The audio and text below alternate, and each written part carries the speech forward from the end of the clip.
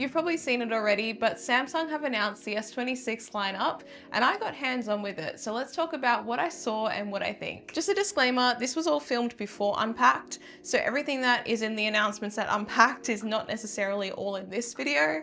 This is just from what I saw at the hands-on event that media went to in Australia. First things first, there's three models, the Samsung Galaxy S26, S26 Plus, and of course the Galaxy Ultra. This is the first time each phone has looked like the other variants in the range, aside from the size differences of course. But again, those key design choices, they match across all the phones. So I walked into the room, I saw phones scattered around the room and I'm looking at them from afar and I'm thinking to myself, I don't like this color range. From afar, I actually thought they were quite flat and boring, but once I got up close to the phones and I held them in different lighting, I actually appreciated the color choices. So I saw four different colors of the S26 Ultra. They were black, white, sky blue, and the new cobalt violet, which of course is my favorite color.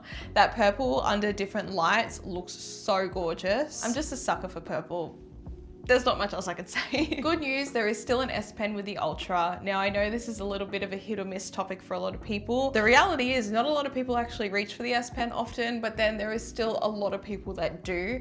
I personally love the S Pen, so I was really happy to see that it is still here. So aside from all of these design points, the most important point to me is the new privacy display. This is absolutely incredible. It works so perfectly, and I'm really impressed. Essentially how this works is it's an option that you can turn on in the settings, and the screen works with both wide and narrow pixels. So when you turn this setting on, the wide pixels are turning off, only leaving on the narrow. So when you're looking at the phone front on, those narrow pixels are working, it's in your line of vision, you see everything. But the moment you kind of turn to the side, you can't see anything. Essentially, the screen's going from like this to this. A really unique and useful feature at the moment for phones. I'm sure other phones are going to copy this, but at the moment, this is such a big selling point that I think is a very good selling point.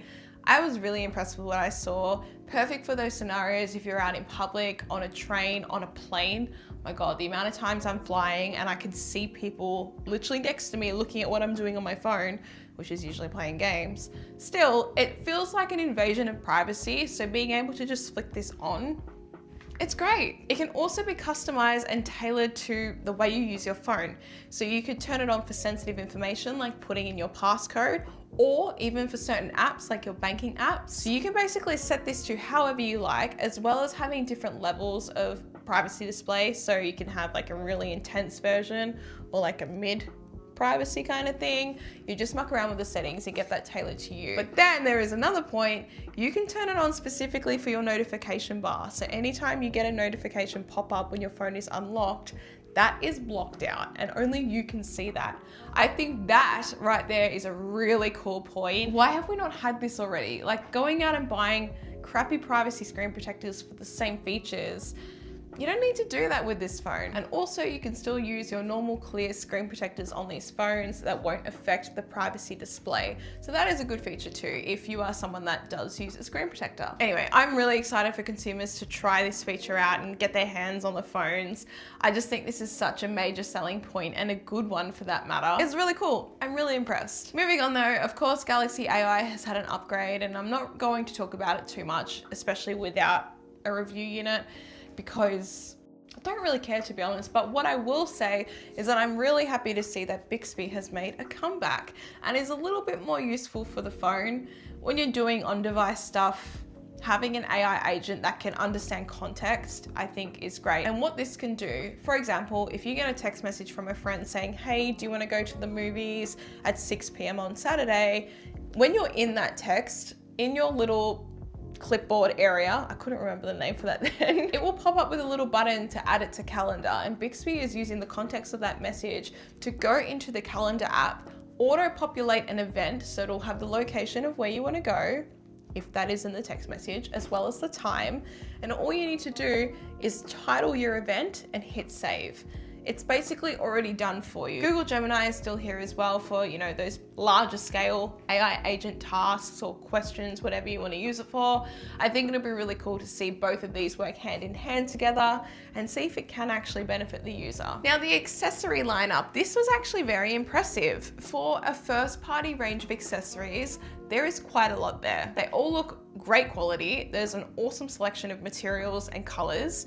But the best part about it, I would say 99% of the lineup all have magnets on there, except for like one case. Still no magnets in the phone.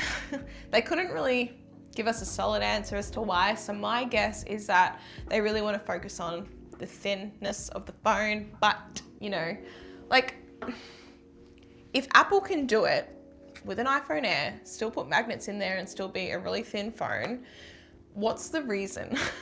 Just give us an answer. In saying that though, of course, these cases you can put wallets on there. It does support Qi 2 ready devices or accessories rather. So there is now 25-watt wireless charging in the phones. Really great change. But overall, I'm pretty impressed with the accessory lineup, and like I said, I think there is something for everyone here. So this is basically a short overview of what I saw. I'm sure there's more information that has come out of Unpacked, but this is basically just a summary of that little hands-on preview that we had. I'd be really eager to get a model of my own and see how I can use it in my day-to-day life and see how much these new features will actually benefit me. Again, like I said, as someone who's always on the plane, I think this privacy display could be really cool. So let me know your thoughts on the new lineup, or if there's anything you were concerned about with this new range. Let's get that comment section chatting about all things Galaxy S26, and I look forward to talking more tech with you in the next video.